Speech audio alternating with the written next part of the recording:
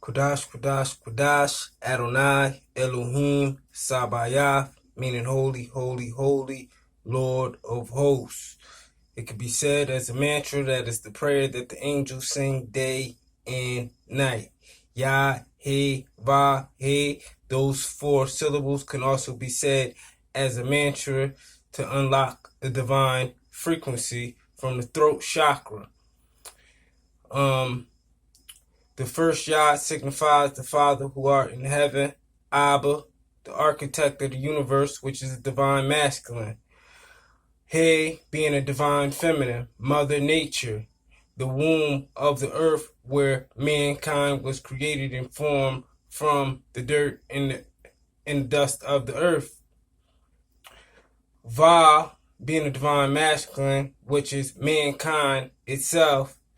In the beginning, Elohim being plural, more than one, said, let us create them in our image.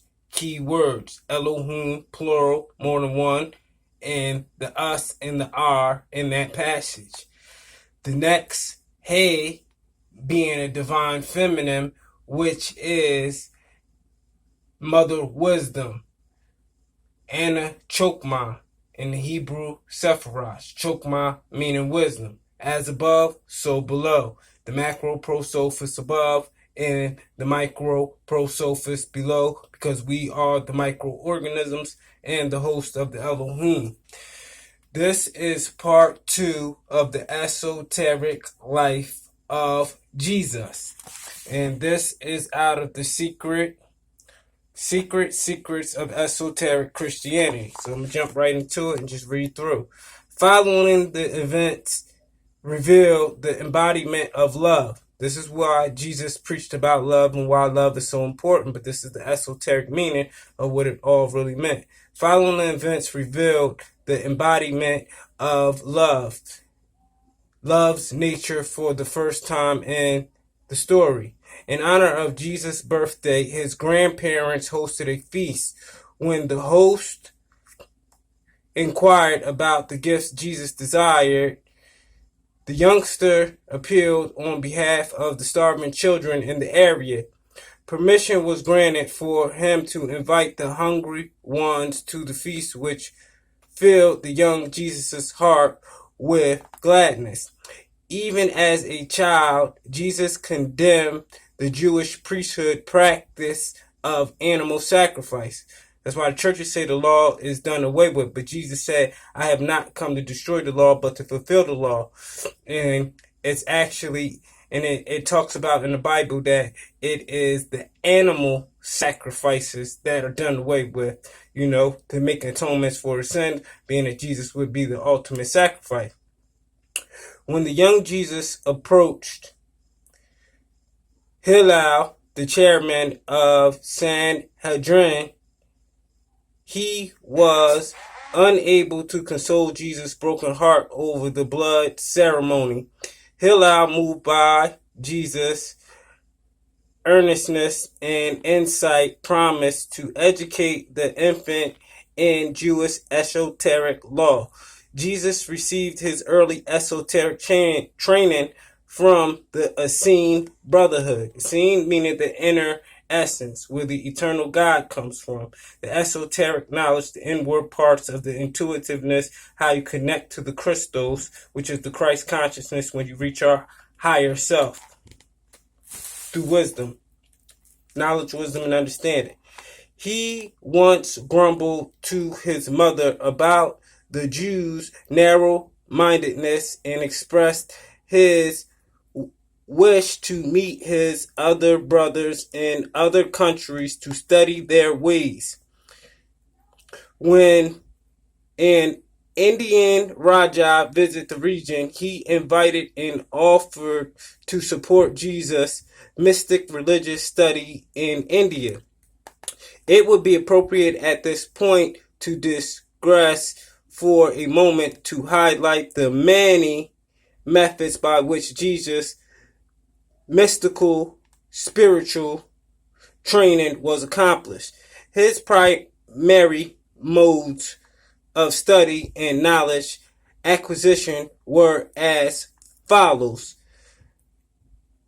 attunement with the cosmic mind, with God's omniscience. 2.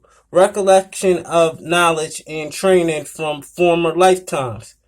Personal observation of people and their beliefs and ways of life. So he didn't just study the holy scriptures of the Bible, because the Bible just means the book. And the book was canonized by the people that oppressed the Jews, which was the Romans, which became the Roman Catholic Church. It canonized and add and take away, as I said before, and it's going to tell you right here why a lot of this stuff was abolished. Personal observation of people and their beliefs and way of life. Personal research and study of ancient secret manuscripts. And as it says, he went through all cultures. Tutorship under various masters of wisdom. To return to our summary, Jesus taught and studied in India. And it was there that he learned the mystic art of healing. He made friends and enemies amongst the Arya Hindus here. He spoke out against the caste system infiltrating the Brahmins. A friend encouraged him to depart when the situation became too dangerous. Given the circumstances, the young Avatar chose to visit Nepal and continue his mission there. Prior to his departure from India, Jesus learned of his father's death and wrote to his mother to console her. He learned about the presence of secret teachings in Tibet from Indian masters in Nepal. He resolved to read the manuscript for himself. So he studied till he showed himself approved, and he didn't just take anybody's word for it, but he actually found the consistencies and patterns himself.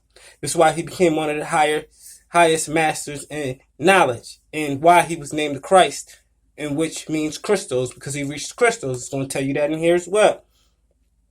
He resolved to read the manuscripts for himself and set out to the monastery in Tibet where they were kept. Ming Tez, a Chinese sage who supported him with his spiritual pursuits, welcomes him cordially in his kingdom of Lamaism. Certain texts about Jesus' trip to India and Tibet are supposed to have existed at one of the monasteries. The famed Russian painter Nicholas Roerich is reported to have seen and known about the manuscripts. And when you go into the monasteries and churches in Russia, look at the depictions that they have of Christ. Even in the Vatican, look at the Black Madonnas and everything else, That's to show you that they actually kept the original text and depictions instead of the Western way in which they gave you the picture of a Roman emperor's son, which is Caesar Borgia. After a brief sojourn in Tibet, the youthful Avatar traveled to his motherland of Nazareth, stopping in Persia and Assyria along the way. The Magi who visited him in Bethlehem when he was a baby welcomed him in Persia, and he and several others meditated in quiet on humanity's spiritual needs. Healing and preaching were among his other endeavors in Persia and afterwards in Assyria. He taught the few Persians a meditational process of mythical development. He toured some ruins in Babylon, Assyria, and Ashbina, a mystical master of the land. Soon later, he is on his way home. Following his reunion with his mother, relatives, and friends, he embarked on another journey, this time to Greece and Egypt. Like his Western forefathers, Plato and